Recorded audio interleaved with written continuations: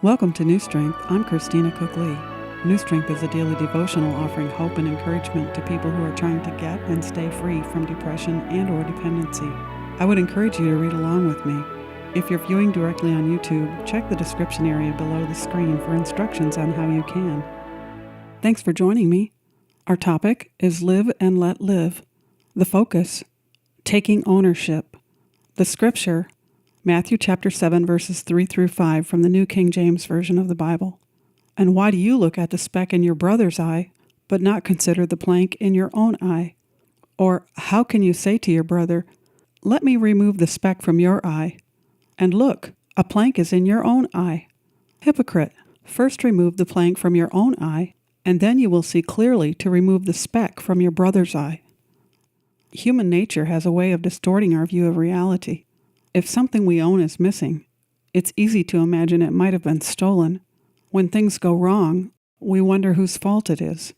I have a humorous, humiliating story on this topic. Several years ago, I signed up for a 10-week summer film photography class. The classes took place one night a week at a local camera shop in a special classroom they had created for that purpose. The room was outfitted with a projection screen and a projector and 30 or so metal folding chairs for the students. I was working full-time and was always on a tight schedule. Normally, I picked up fast food on the way to the class and ate in the car as I drove to get there. Each week, we were given assignments on a particular type of photography or subject matter. We had to take pictures and drop off the film at a shop in advance so they could have the slides developed and ready for the next lesson. A typical class consisted of a slideshow and discussion of the work we submitted, a lecture from the instructor, and a new assignment. I was in the habit of keeping a tote bag in my car with my tablet and pen inside the bag for taking notes. By leaving it in the car, there would be no chance of showing up for class unprepared. One week, I grabbed my tote bag out of the trunk and scrambled into class. Within just a few minutes, the lights were out and we were all looking at the photos on the screen from that week's assignment. Not long after I settled in and started watching the slideshow, I noticed a terrible smell in the room. I couldn't put a finger on what kind of odor it was, only that it was really gross. I squinted my eyes in the darkened room and inspected the people seated in front of me, one by one. I looked up and down the row, wondering who in the world was responsible for that terrible odor. I could hardly focus on the slideshow because the smell was so distracting. Finally, the lights went back on. The instructor asked us to take out our notebooks, signaling the start of his lecture leading up to the following week's assignment. I leaned forward and picked up my canvas bag off the floor. When I opened the zipper, I was hit with a putrid stench that almost knocked me out. The humility I felt is impossible to describe, as to my horror, I saw the paper bag containing the leftover fish and chips I hadn't eaten from the week before. It had been rotting in my trunk all week, fermenting and decaying in the summer heat. I was up out of my chair and out the door of the classroom in a flash, looking for a dumpster where I could dispose of the awful mess. At this point in time, I don't remember anything about the photography instructor's lecture that night, but I learned a much more important lesson I will never forget.